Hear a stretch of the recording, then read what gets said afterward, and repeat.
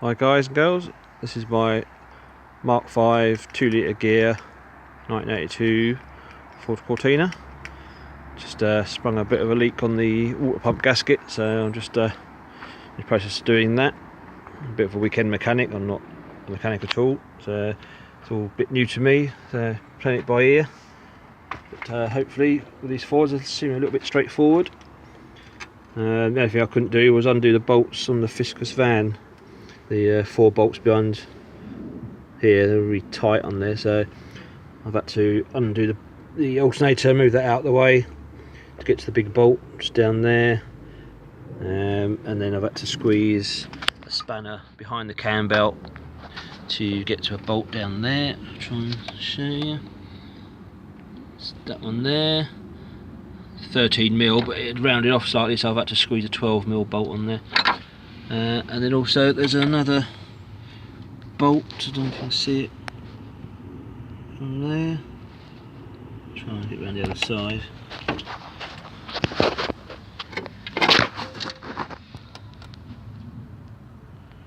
There's another bolt.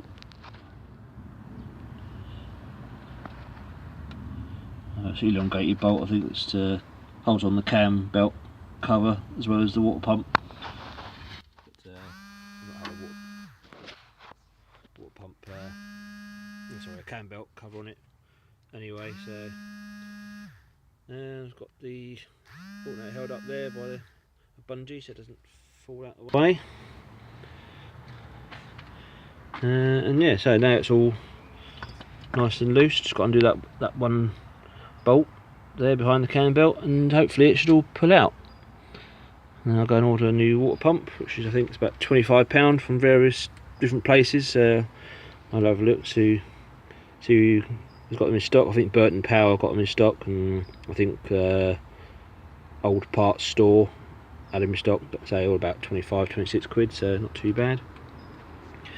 And I did notice I've also got a little leak on the bottom of the auto choke housing under there somewhere, so I'm going to have to take the carburetor off. There's new housing, so I had to replace that because the other one corroded and broke, but obviously the other gaskets leaked or something under there. Let's sort that out. And yeah, apart from that, hopefully you get it all back in and going again. I drive the car quite regularly, it's almost a daily driver. I like to drive it, at least 2 or 3 times a week, and I work about 40 miles from where I live, and quite occasionally take it up to work and back. Just love driving it, it's so simple, and for an old car it's really comfy. The gear, especially the seats in this are really good condition, and say it's so comfy, much better than a lot of these modern cars. Just love driving it. Always get a good thumbs up and good reaction from people when they see it. The usual thing I get is oh, I remember these, I had one of them when I was younger, or my dad had one of these.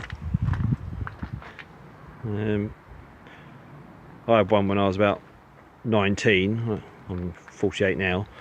I had a 2-litre GL in brown, and it had gold mini-light wheels on it, SPAC suspension, 4-branch manifold, Kent cam I fitted onto it. Again, not a mechanic, that was all just using the Haynes manual and some friends that helped, some advice, and so hence why I got another one come up, and so I just love driving it. Such good nostalgic drive, nice. Go to classic car meets.